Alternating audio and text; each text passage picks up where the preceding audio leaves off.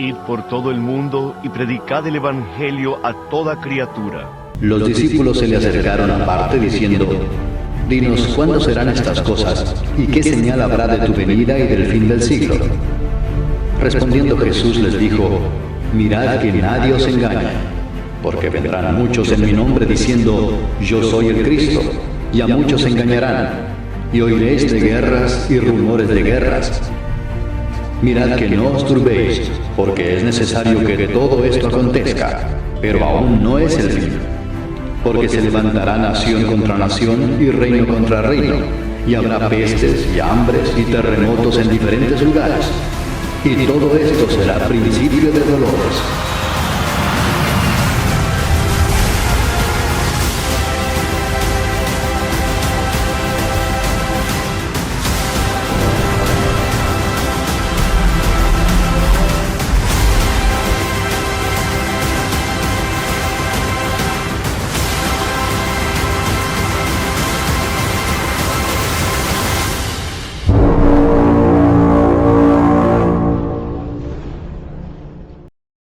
Con todas las tormentas mortales, terremotos, guerras y enfermedades que están dominando las noticias diarias, no es de sorprendernos que los estudios recientes muestren un interés que han aumentado muy rápidamente sobre la profecía de los últimos días. Aún los incrédulos están pensando si es que es el fin de todas las cosas. Lo que es sorprendente es lo poco que muchos cristianos en realidad conocen sobre la profecía, especialmente ya que ésta comprende el 30% del contenido total de la Biblia, que es más que cualquier otro tema, con pocas excepciones. Los seminarios no la señalan, así que predicadores no la predican, y por lo tanto, los cristianos no la conocen. Es raro escuchar un mensaje que explique la importancia de la profecía que es el caminar de un creyente con el Señor, y a pesar de eso, la Biblia le dedica más espacio a la profecía de los últimos días que lo que le dedica a todas las enseñanzas de Jesús. Cuando se le pregunta a un cristiano por qué no estudia la profecía más seriamente, las respuestas más comunes son: número 1, porque los asustan; número 2, porque los confunde. Ambas respuestas nacen en una falta de conocimiento. Para el verdadero creyente, la profecía ni asusta ni confunde, sino que es la clave para poder comprender el plan de Dios para la humanidad. El propósito de este libro es poder dar una base solicitada para un mejor estudio de la profecía bíblica. Toda la estructura es fuerte y pueden soportar la fuerza de otra manera, lo debilitarían y aún podrían derribarlo. De la misma manera es cuando el cimiento de nuestro estudio es sólido. De esta forma, ningún argumento de los burladores ni de los incrédulos podrán sacudirnos o debilitar nuestra fe. Así que empecemos. 7 cosas que usted debe saber. Número 1. La secuencia de los eventos principales del fin de los tiempos. Número 2. El destino de los 3 componentes de la humanidad. Número 3. El propósito y duración de la gran tribulación. Número 4. El propósito del rapto. Número 5. Las condiciones que rodean la segunda venida. Número 6. El propósito y duración del milenio. Número 7. La eternidad. Una vez que hayamos aprendido estas 7 cosas, nos ayudarán a evitar errores que han desviado a otras personas fuera de la escena. La podemos llamar perspectiva o visión de conjunto, o como querramos. Pero esta combinación de hechos nos dará la habilidad de colocar todos los versículos proféticos de la Biblia dentro de su propósito y contexto. La secuencia de los eventos principales del fin de los tiempos. Lo primero es saber lo que está sucediendo y cuándo. El estudio de la profecía se vuelve verdaderamente confuso si no conocemos la secuencia dentro de lo cual ocurrirán los eventos principales del final de los tiempos. En realidad, el orden es muy lógico y una vez que lo hemos aprendido, nos daremos cuenta del por qué no lo habíamos pensado antes. La mejor manera de poder encontrarlo es haciendo un ejercicio que el mundo de los negocios conoce como el calendario retrospectivo. Esto requiere ir hasta el mismo término del proceso e identificar el resultado necesario. es ejecutar en el presente para poder obtener el resultado final deseado. Es más sencillo de lo que parece. Es más fácil en la profecía que en los negocios porque hay muchos eventos que organizar. Enumeraremos los eventos principales de primero, para luego organizarlos. ¿Qué estamos esperando? Todos creemos que la eternidad es el resultado final, así que empezando desde ese final y yendo hacia atrás comenzaremos allí. Pero los últimos eventos principales descritos en detalles en la Biblia son la era del reino o milenio, que es el reinado de Cristo de 1000 años en la tierra, el cual es distinto y antecede la eternidad. En el capítulo de Apocalipsis, describe la existencia de árboles a cada lado del río de la vida y que dan un fruto diferente cada mes. Apocalipsis capítulos 22 versículos 1 y 2. Eso quiere decir que el tiempo aún no existe en la eternidad. Por definición, es la ausencia del tiempo. De eso hablaremos más adelante.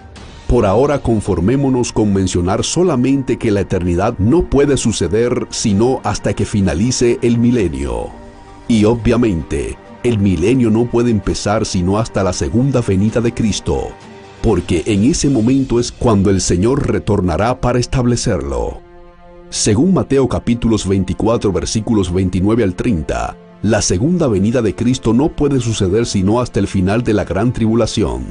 Y eso no puede suceder sino hasta que el anticristo se sitúe en el templo de Jerusalén declarando que es Dios. Segunda carta de Tesalonicenses capítulo 2 versículos 4. Este es el evento que Jesús advirtió a Israel, que le observarán como la gran salva del inicio de la gran tribulación. Jesús les llamó la abominación desoladora en Mateo capítulos 24 versículos 15 al 21. Daniel capítulo 9 versículos 27. Indica que esto sucederá a la mitad del último período de los 7 años, el cual los eruditos le llaman la semana 70 de Daniel. Pero la abominación desoladora no puede suceder sino hasta que haya un templo judío. En Israel no ha habido un templo desde el año 70 después de Cristo, y no lo habrá sino hasta que oficialmente los judíos decidan que necesiten uno. Ellos no lo necesitarán sino hasta que Dios reinstaure la relación del antiguo pacto, porque el único propósito del templo es para adorarlo a Él, de acuerdo con los requisitos del antiguo pacto. Esto señala el inicio de la semana 70 de Daniel.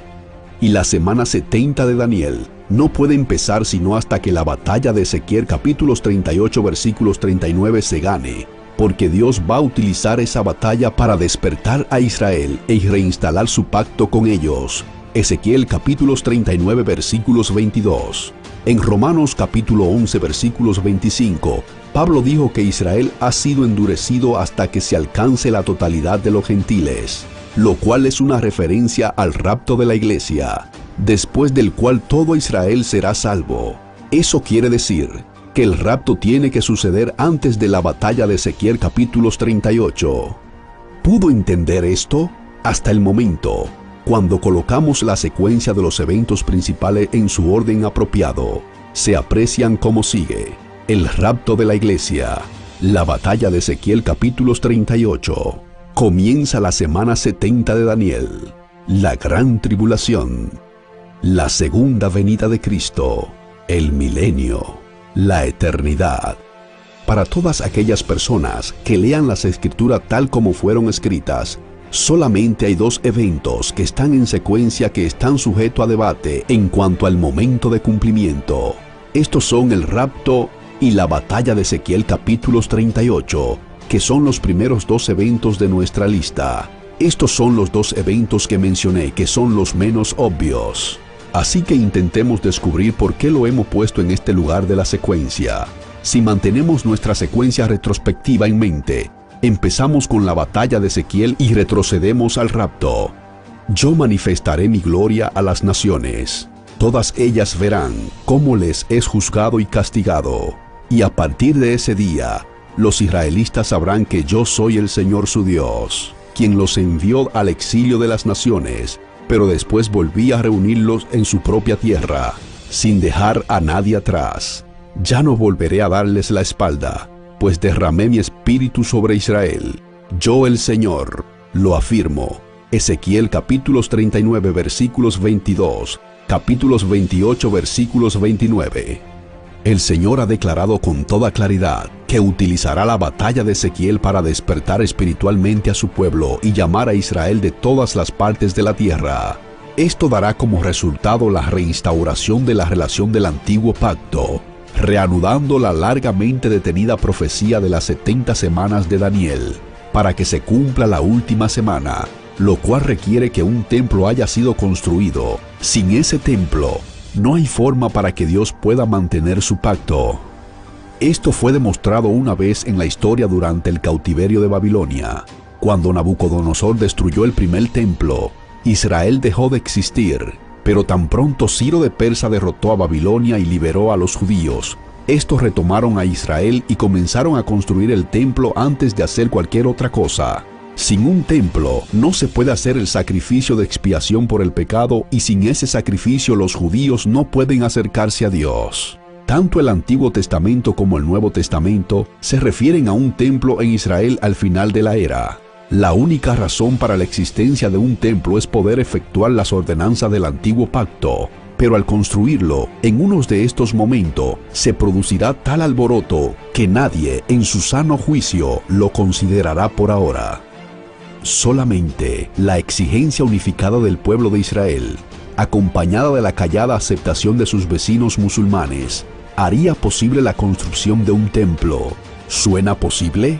La batalla de Ezequiel como el resultado de una nación judía que vuelve a despertar de la presencia de Dios, y una completa derrota de las fuerzas musulmanas, que quedan en una posición sin poder ejercer ninguna resistencia. Entonces, finalmente se representará la ocasión perfecta para que el templo pueda ser construido. Por estas razones, la batalla de Ezequiel tiene que suceder en el umbral de la semana 70 de Daniel. Y ahora, ¿por qué el rapto de la iglesia tiene que anteceder la batalla de Ezequiel? Hermanos, quiero que entiendan este misterio para que no se vuelvan presuntuosos. Parte de Israel se ha endurecido y así permanecerá hasta que haya entrado la totalidad de los gentiles. Romanos capítulo 11 versículos 25. Según Ezequiel capítulos 37 versículos 10, Israel renacerá primero en incredulidad. Pablo dijo que Israel permanecerá parcialmente desconocido de Dios hasta que la iglesia gentil haya llegado a su totalidad, un número predeterminado, y haya llegado a su destino. La palabra griega traducida como totalidad era un término náutico con frecuencia utilizado para descubrir cuánto se completaba el número total de la tripulación y la carga para poder llevar a cabo la misión de la nave. El barco no podía zarpar hasta que estos elementos estuvieran completos. La palabra traducida haya entrado significa llegar al lugar designado.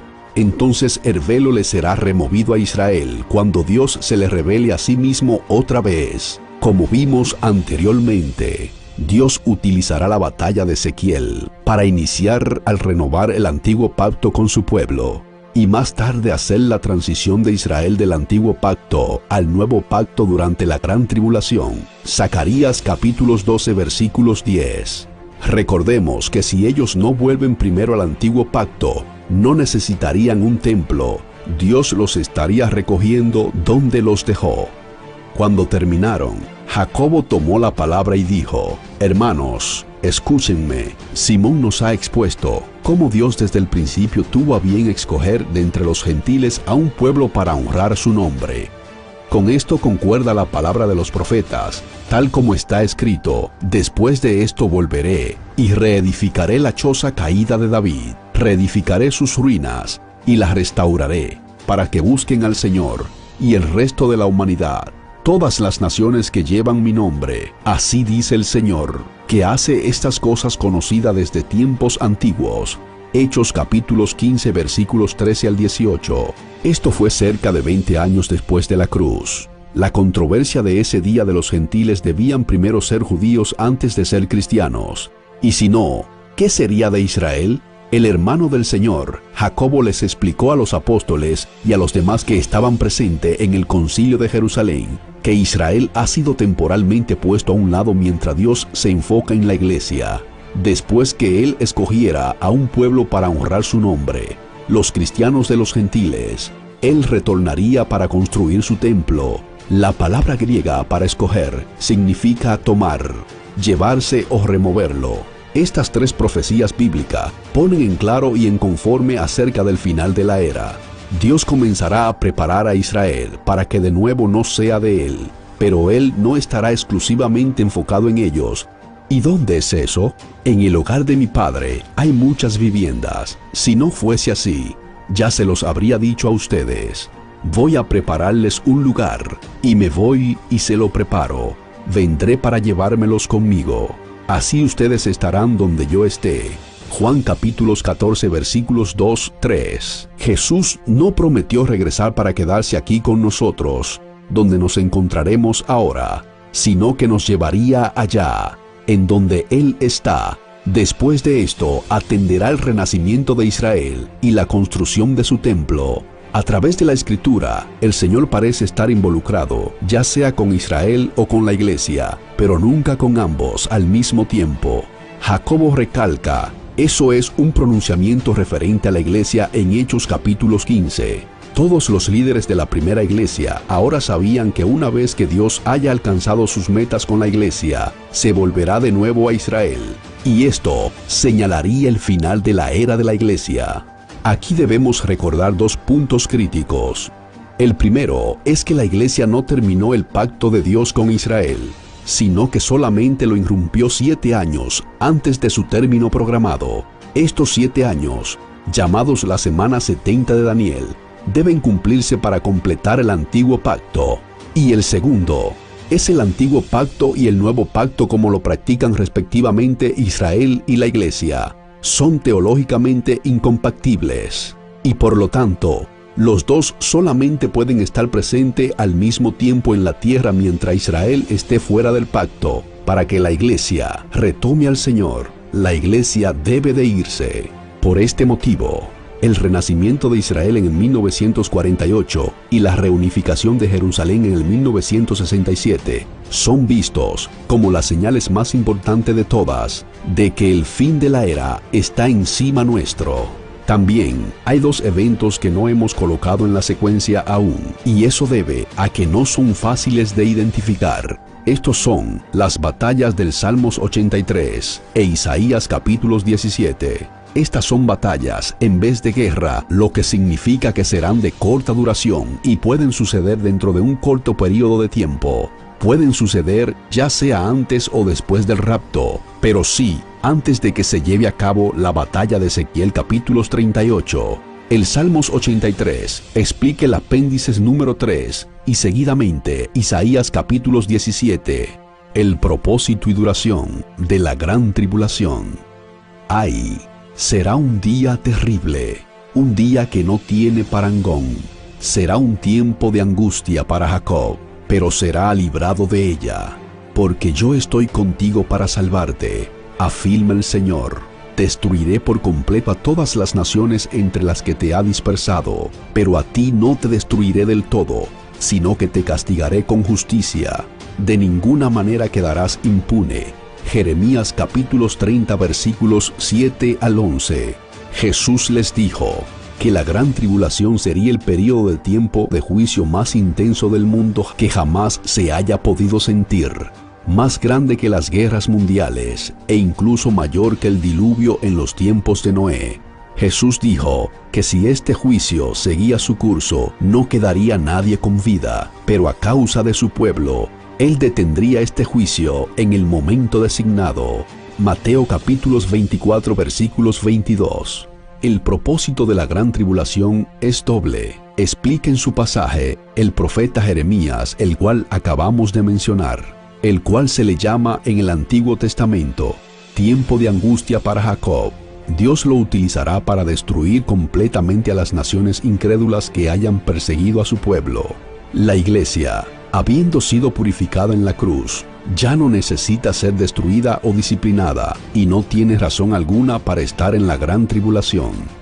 El propósito del rapto, ellos mismos cuentan de lo bien que ustedes nos recibieron y de cómo se convirtieron a Dios dejando los ídolos para servir al Dios vivo y verdadero y esperar del cielo a Jesús, su Hijo, a quien resucitó. que nos libra del castigo venidero. Primera carta a Tesalonicenses capítulo 1 versículos 9 y 10. La palabra griega traducida de la ira en este pasaje es apo, que literalmente significa guardar el sujeto, nosotros, alejado del momento, lugar o de cualquier relación del evento referido, que en este caso es la ira venidera. Este versículo es uno de los muchos que explican el propósito del rapto de la iglesia, y eso es lo que guardamos en un lugar seguro, fuera del camino, antes de que Él derrame su ira sobre la tierra. Esto está bien, pero ¿cuándo es que comienza la ira de Dios? Los reyes de la tierra, los magnates, los jefes militares, los ricos, los poderosos, todos los demás, esclavos y libres, se escondieron en las cuevas y entre las peñas de las montañas. Todos gritaban a las montañas y a las peñas: caigan sobre nosotros, escondámonos de la mirada que está sentada en el trono de la ira del Cordero, porque ha llegado el gran día del castigo. ¿Quién podrá mantenerse en pie? Apocalipsis capítulo 6 versículos 15 al 17. Después del capítulo 3 de Apocalipsis, la iglesia no se ve más en la tierra sino hasta cuando regresa con el Señor. Apocalipsis capítulo 21 versículos 2. En Apocalipsis capítulo 4, Juan ve una puerta abierta en el cielo y oye una voz que le dice: sube acá. Al instante, Juan se encuentra en el Espíritu de pie delante del trono de Dios al final de la era. Él ha sido transportado al momento del rapto. Juan ve 24 ancianos sentados en sus tronos alrededor del trono de Dios. Todos están vestidos con vestiduras blancas y con coronas de oro en sus cabezas. Se postran delante del Señor y arrojan sus coronas a sus pies para darle el honor y la gloria. En el capítulo 5 se les llama reyes y sacerdotes, entonando cánticos a Dios por sus títulos, vestimentas, coronas, tronos y actividades. Queda claro que ellos representan la recién raptada iglesia. Existen 4 puntos de vista en el Antiguo Testamento sobre el trono de Dios. La de Isaías capítulo 6 versículo 1 al 4 y Ezequiel capítulo 1 y capítulo 10. No incluyen estos 24 ancianos el de Daniel capítulo 7 versículos 9 y 10, que es una terminación de la visión de la era. Una de estas pistas de múltiples tronos, pero no ofrece ningún detalle. Pero el libro de Apocalipsis, estos ancianos son mencionados 12 veces. Algún grupo ha llegado al cielo que no se encontraba allí en el templo del Antiguo Testamento, y el 12 es el número del gobierno. Es la iglesia que viene a gobernar y a reinar con Cristo. Condiciones que rodean la segunda venida de Cristo. Un par de días antes de que Jesús fuera arrestado, tuvo una conversación privada con 4 de sus discípulos, su círculo íntimo. Ellos eran Pedro, Andrés, Santiago y Juan, 2 pares de hermanos. El propósito de la conversación era para contestarle las preguntas que le habían formulado sobre su segunda venida y el final de la era. Ellos estaban confundidos porque según la profecía de Daniel capítulos 9 versículos 24 y 27, estos eventos estaban a 7 años de su cumplimiento y sin embargo, Jesús les acababa de decir que el templo y todas las edificaciones y sus alrededores serían completamente destruidos, al punto que no quedara piedra sobre piedra. Mateo capítulos 24 versículos 1 y 2. Él les había dicho lo mismo a las multitudes el domingo de Ramos y dijo que eso sucedería porque la nación no había reconocido el tiempo de su llegada. Lucas capítulos 19 versículos 44. La respuesta de Jesús está contenida en Mateo capítulos 24 y capítulos 25, Marcos capítulos 13, Lucas 21. Los teólogos la llaman el discurso del Monte de los Olivos porque la conversación se llevó a cabo allí. Para este estudio, solamente resumiremos este discurso, enfocándonos en las partes que ayudan a identificar que el Señor tenía que decir acerca de las condiciones que rodean la segunda venida. En la narración que hace Mateo, la cual es la más detallada, Jesús utilizó varias referencias específicas tanto geográficas como de tiempo.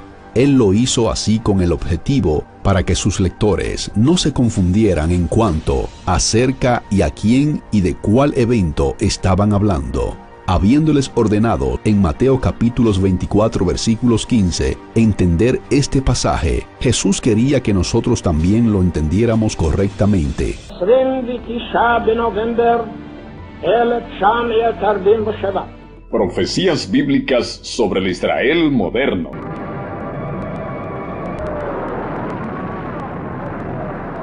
Al igual que en la antigüedad, el pueblo de Israel ha experimentado en la historia contemporánea el inconmensurable amor de Dios, su poder ilimitado a favor de los descendientes de Jacob en las más diversas adversidades que esta nación ha enfrentado desde siempre, no obstante a su marcada tendencia a la desobediencia de los mandamientos y preceptos divinos.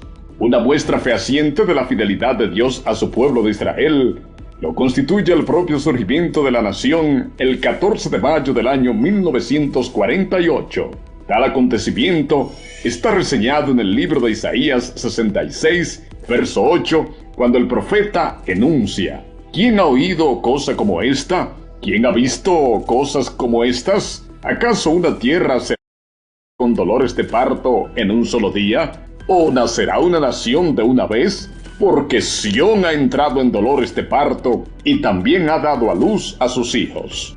Este anuncio del profeta Isaías alcanza su cumplimiento en un momento en que un proyecto nacionalista de Israel generaría mucha hostilidad en el Medio Oriente.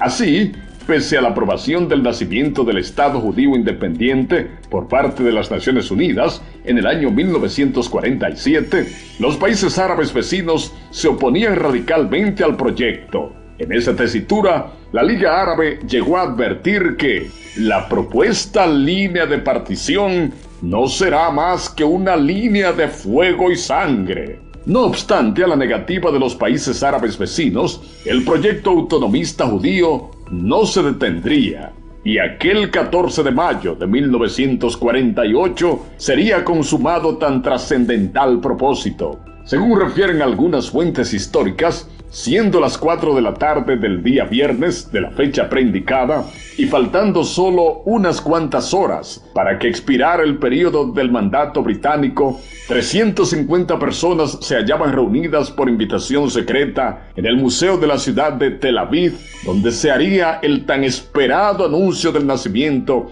del Estado de Israel. La reunión se celebró bajo estrictas medidas de seguridad, pues se temía un ataque por parte de los numerosos enemigos del nuevo Estado. Fue entonces en ese marco que David Ben-Gurión, el líder del Consejo Nacional Judío, dio lectura a la Declaración de Independencia de Israel, que en una parte de su contenido establecía: nosotros, miembros del Consejo del Pueblo, representantes de la comunidad judía de Eretz Israel, Palestina, en virtud de nuestro derecho natural e histórico, y basados en la resolución de la Asamblea General de las Naciones Unidas, proclamamos el establecimiento de un Estado judío en Eretz Israel, que será conocido como el Estado de Israel. Es oportuno precisar que, no obstante a la incontrovertible intervención divina en el proceso de independencia de Israel, su Estado se dirige en función de una democracia secular,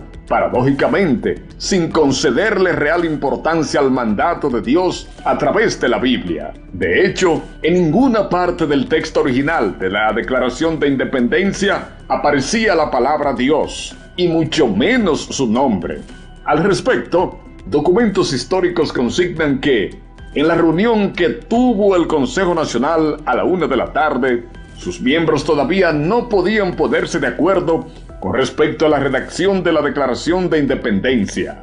Los judíos practicantes querían que se hiciera referencia al Dios de Israel, pero los seculares se opusieron. Al final, Ben-Gurión decidió utilizar un término hebreo asociado a la palabra roca en lugar de Dios. A pesar del exiguo reconocimiento del milagro divino en la materialización del plan autonomista de Israel, resulta innegable el hecho de que, sin su favor y poder, esta empresa sencillamente hubiera sido imposible, tal y como se revela en Isaías 66, verso 9, cuando el propio Dios, hablando a través del profeta, precisa lo siguiente: «Yo que hago dar a luz, no haré nacer, dijo Jehová.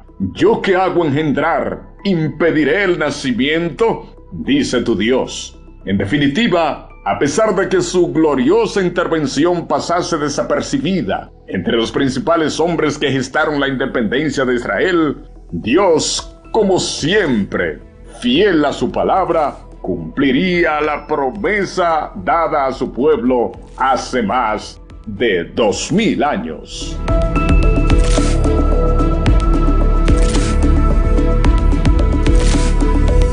En este día quiero leer en el libro de Eclesiastés capítulo 1, verso 12 al 18 primeramente, y luego también del capítulo 2, 1 adelante.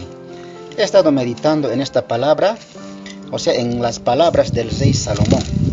El rey Salomón dice claramente: ¿de qué sirve en este mundo que uno puede acumular oro y plata, puede adquirir casas, siervos o siervas, pero al final de cuentas todo es vanidad? Nada ha de llevar cuando él parta a la otra vida. Salomón era muy sabio y también tenía mucha gloria y mucha riqueza. No hubo otro rey en su tiempo como él. Se hizo de siervas y siervos, de casas, de oro, de plata, de árboles frutales, y también su corazón se gozó en aquel tiempo mucho. Eso mismo dice el rey Salomón en esta palabra. Pero al final de cuentas, el rey Salomón comprendió que todo era vanidad de vanidades. Es decir, cuando uno se afana en este mundo, es como querer atraparlo el viento. Esto es interesante, ¿no es cierto? Uno no puede atrapar el viento de ninguna manera. Entonces, entendiendo esta palabra, yo he meditado en mi vida también. ¿De qué sirve a uno que se afana a las cosas materiales en este mundo, día y noche? Hasta a veces uno no duerme pensando en el día de mañana, en su vestido, en la comida que ha de comer, en fin, todo aquello. Bueno, no le estoy diciendo que yo me afano del día de mañana. No, de ninguna manera. Porque yo conozco la palabra de Dios. Finalmente, todo es vanidad. Pero Jesús dijo bien claro en su palabra: más vale la vida que el vestido, ¿no es cierto?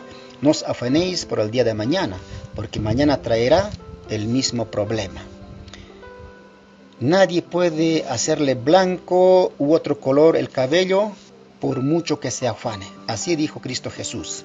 Ahora voy a dar una lectura en el libro de Eclesiastés capítulo 1, verso 12 adelante. Dice así: yo, el predicador, fui rey sobre Israel en Jerusalén, y di mi corazón a inquirir, o sea, a investigar o estudiar, y a buscar con sabiduría sobre todo lo que se hace debajo del cielo.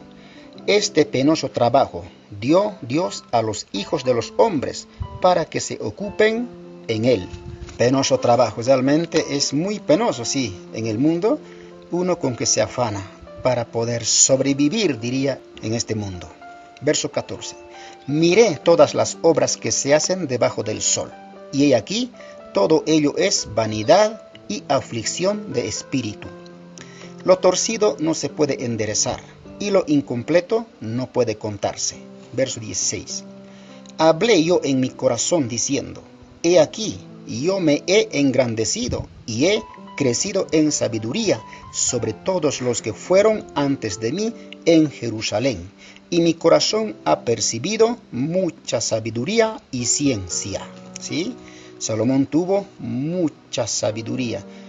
17. Y dediqué mi corazón a conocer la sabiduría, y también a entender las locuras y los desvaríos. Conocí que aún esto era aflicción de espíritu. Desvarío quiere decir irracionalidad, alteración mental, bueno, así. Ahora el verso 18. Porque en la mucha sabiduría hay mucha molestia, y quien añade ciencia, añade dolor. En esta parte yo mismo medito, en mi vida mismo aún. Cuando uno conoce más la palabra de Dios, más allá de aquello, realmente añade dolor y preocupación. Y eso el rey Salomón dice claramente: quien añade ciencia, añade dolor. O en otras palabras, más se sabe, más se sufre, más se preocupa. Y esto mismo también ocurre en mi vida. Cuando un poco más, diría yo, conozco la palabra de Dios, uno está más pensativo en lo que conoce. No precisamente que conozco yo mucho, que aquello, no, absolutamente nada de eso. Sino que conoce lo que está viniendo más adelante. Por ejemplo, los días de la angustia, el hambre, el retorno de Cristo y los eventos que se van a cumplir dentro de los 7 años. Cuando uno conoce esto, realmente se preocupa y piensa en ello, lo que va a pasar. Y también a mi mente viene qué va a ser de las personas que no se arrepienten cuando no haya comida, cuando no haya libertad en el mundo. ¿Qué van a hacer? ¿Dónde van a correr? Van a ser esclavizados las personas en el mundo. Y todo aquello, cuando yo conozco, a mí mismo me viene esta preocupación. Como refleja esta palabra, quien añade ciencia, añade dolor, ¿no? Y también pienso y medito mucho. ¿Qué va a ser de los hermanos en el mundo? En las iglesias que no conocen la profecía, que no estudian, que no se dedican a conocer los eventos a cumplirse dentro de los 7 años, de la tribulación, del arrebatamiento, de la segunda venida de Cristo, del nuevo orden mundial, de la marca de la bestia, en fin, tantas cosas que se conoce a base de la Biblia. En la mayoría de las iglesias no tienen conocimiento de esto. ¿Y qué va a ser de ellos? Por ejemplo, los que conocemos la palabra profética, sabemos que tenemos que huir a los campos. Que cuando veamos la abominación desoladora en el tercer templo en Israel, de que habló el profeta Daniel, el que lee entienda, así dijo nuestro amado Señor Jesucristo. Esto por supuesto ya para los que se han quedado del arrebatamiento. Pero, ¿qué van a hacer aquellos que no conocen esto? No se van a ubicar, ni se van a dar cuenta qué es lo que pasó, qué está pasando en el mundo, ni se van a informar tan bien, ¿no es cierto? Y todo aquello a mi mente viene preocupación y también dolor, como dice el rey Salomón. Solamente pienso y medito en aquellas cosas, también de mis hermanos en las iglesias en estos lados, en mi país, en mi pueblo, otras localidades colindantes, en fin, todo aquello. Solamente Dios tendrá misericordia de aquellos en su momento. Ahora, capítulo 2, verso 1 adelante. Dice así: Dije yo en mi corazón, ven ahora, te probaré con alegría y gozarás de bienes. Mas he aquí, esto también era vanidad. 2. A la risa dije, enloqueces, y al placer, ¿de qué sirve esto? 3. Propuse en mi corazón agasajar mi carne con vino, y que anduviese mi corazón en sabiduría, con retención de la necedad, hasta ver cuál fuese el bien de los hijos de los hombres, en el cual se ocuparan debajo del cielo todos los días de su vida. 4. Engrandecí mis obras, edifiqué para mí casas, planté para mí viñas. 5. Me hice huertos y jardines, y planté en ellos árboles de todo fruto. 6. Me hice estanques de aguas, para regar de ellos el bosque donde crecían los árboles. Verso 7. Compré siervos y siervas, y tuve siervos nacidos en casa, también tuve posesión grande de vacas y de ovejas, más que todos los que fueron antes de mí en Jerusalén. 8. En este pasaje dice el rey Salomón que cuánta riqueza tenía en su casa, tesoros preciados como de ningún otro rey en su tiempo. Y dice así, 8. Me amontoné también plata y oro, por montones, y tesoros preciados de reyes y de provincias. Me hice de cantores y de cantoras, de los deleites de los hijos de los hombres, y de toda clase de instrumentos de música. Es que a Salomón llevaban regalos, oro, plata. Cuánto tesoro los reyes de la tierra, los que querían conocer su sabiduría, al menos querían ver su rostro. Recuerdan que la reina de Sabá vino a Salomón porque había oído su fama. que Salomón tenía sabiduría, pero extremadamente grande. Y vino a probarle con preguntas difíciles, dice la Biblia, ¿no es cierto? Y viendo la reina de Sabá la sabiduría de Salomón y la casa que había edificado, y dio al rey 120 talentos de oro y gran cantidad de especias aromáticas y piedras preciosas. Nunca hubo tales especias aromáticas como los que dio la reina de Sabá al rey Salomón.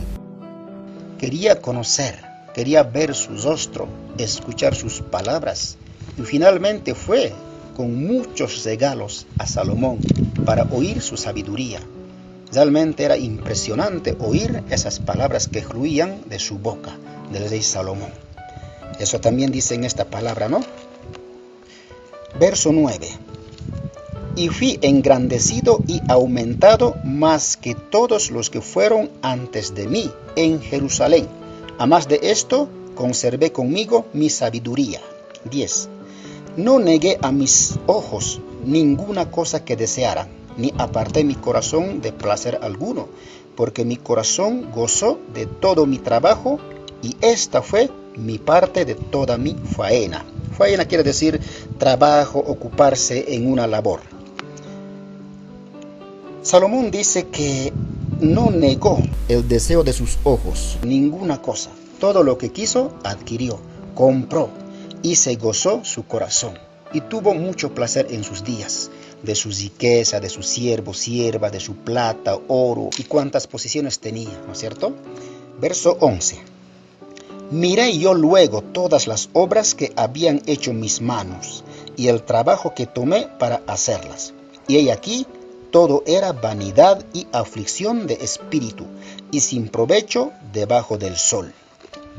Cuando dice todo es vanidad y aflicción de espíritu, dice en otra versión muy interesante, es como querer atrapar el viento, vana ilusión, todo es vanidad, dice el rey Salomón.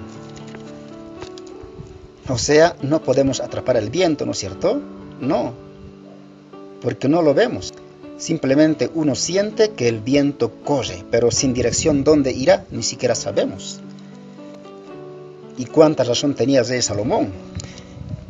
Porque uno cuando se afana en este mundo, pues de nada sirve. Uno a veces no duerme porque piensa en el día de mañana, en el trabajo, en el dinero, en la comida.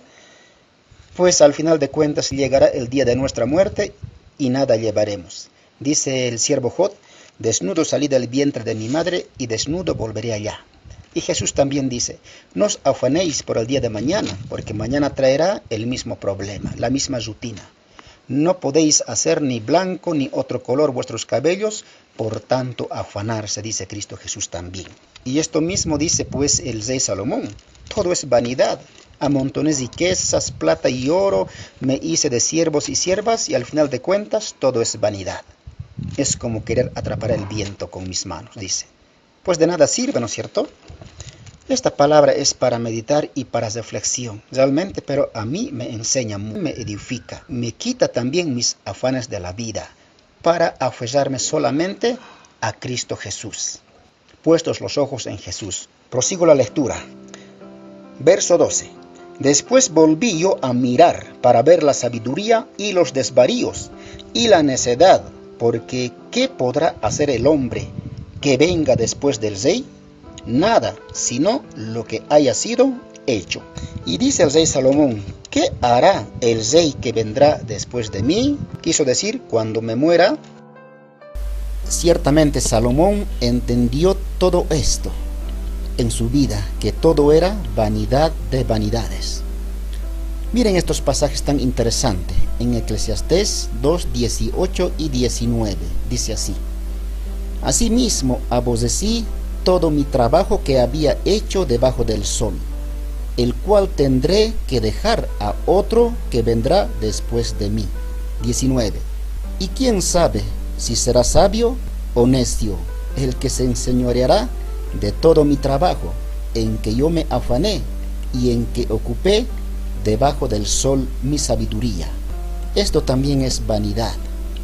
Salomón se puso a pensar en un momento y miraba todo su trabajo, y en sí decía, El que vendrá después de mí tomará posesión de mis cosas, que tanto trabajé, me preocupé por adquirir estas cosas, estas riquezas, pero a otro lo dejaré. Así dijo Salomón en su corazón. Y dijo, el que vendrá después de mí, ¿será sabio o será necio? Interesante, ¿no? Estas palabras. Entonces, ¿de qué le sirvió a Salomón tanta riqueza y tanta gloria? Y al final de cuentas tuvo que partir de este mundo para otra vida. Verso 13. Y he visto que la sabiduría sobrepasa la necedad, como la luz a las tinieblas. 14. El sabio tiene sus ojos en su cabeza, mas el necio anda en tinieblas. Pero también entendí yo que un mismo suceso acontecerá al uno como al otro. En esta palabra también he estado meditando bastante. Un mismo suceso le acontecerá, tanto al uno como al otro. ¿Qué quiere decir esto? Es que el rico también tiene que morir y el pobre de igual manera. Un mismo suceso le ocurre, tanto al pobre como al rico, y también al sabio como al necio. Y van al mismo lugar. ¿Qué diferencia hay cuando se acaba la vida? ¿El rico, siendo rico, va a un lugar más cómodo? ¿O el pobre va a un lugar más estrecho? No, de igual manera tienen la misma dirección e irán al mismo sitio. Si no se arrepintieron, el rico y el pobre de igual manera van a ir a ese lugar donde fueron destinados. Ahora dice el verso 15. Entonces dije yo en mi corazón, como sucederá al necio, me sucederá también a mí. ¿Para qué pues he trabajado hasta ahora por hacerme más sabio? Y dije en mi corazón que también esto era vanidad. El rey Salomón está tan consciente, pero tan consciente en su corazón, en su conciencia. Dice, ¿cómo le sucederá al necio? Como yo soy sabio, también me sucederá a mí de igual manera. Igual moriré, quiso decir el rey Salomón. Entonces, ¿para qué he trabajado tanto por hacerme rico? A ver, mediten en esta palabra un momento. ¿De qué le sirvió a Salomón? Además, él hizo mucho pecado, levantó altares para Baales, para ídolos abominables. Sus mujeres le desviaron el corazón del camino de Dios. Eso lo sabemos. ¿De qué le sirvió? Le sucedió de igual manera como al pobre y como al rico, al sabio y al necio. Lo mismo. Es para pensar esta palabra, ¿no es cierto? 16. Porque ni del sabio ni del necio habrá memoria para siempre, pues en los días venideros ya todo será olvidado, y también morirá el sabio como el necio. Qué palabra tremenda, a mí me hace meditar y me hace pensar mucho estas palabras. Ya para terminar, quiero también agregar esta palabra tan importante. En Eclesiastés 3, 18 a 20, dice así. Dije en mi corazón, es así, por causa de los hijos de los hombres, para que Dios los pruebe, y para que vean que ellos mismos son semejantes a las bestias. 19. Porque lo que sucede a los hijos de los hombres, y lo que sucede a las bestias, un mismo suceso es. Como mueren los unos, así mueren los otros, y una misma respiración tienen todos. Ni tiene más el hombre que la bestia, porque todo es vanidad. 20. Todo va a un mismo lugar, todo es hecho del polvo, y todo volverá al mismo polvo. La Biblia compara la vida del hombre con la de una bestia. No por ser hombre tendrá más privilegios sobre la tierra, porque el hombre tiene la misma respiración que un animal doméstico o un salvaje, y ambos volverán al mismo polvo. Dios dice en su palabra, de ella fuiste tomado, polvo eres y al polvo volverás. Pero hoy, a nuestros ojos, ¿cómo es la persona? ¿Cómo es el rico? ¿Y cómo es el pobre también? Realmente esta vida, este cuerpo que tiene el hombre es polvo. Nada, es como el viento. Es como el aire que pasa por nuestro delante por un momento, silbando, y no ves, no existe más. Así es la vida del hombre en este mundo.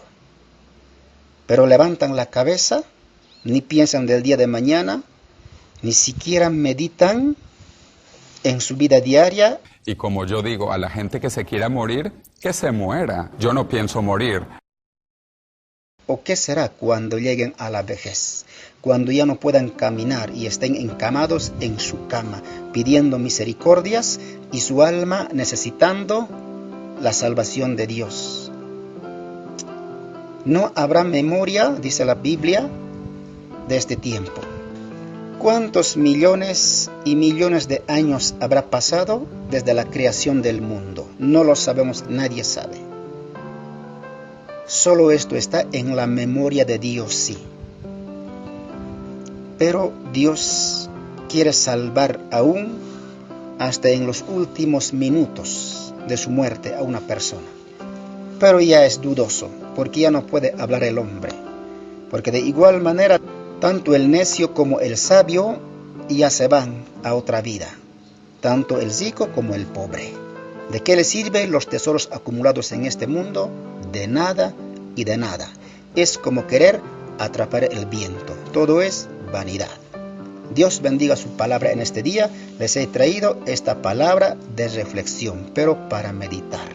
En el nombre de Jesús, amén.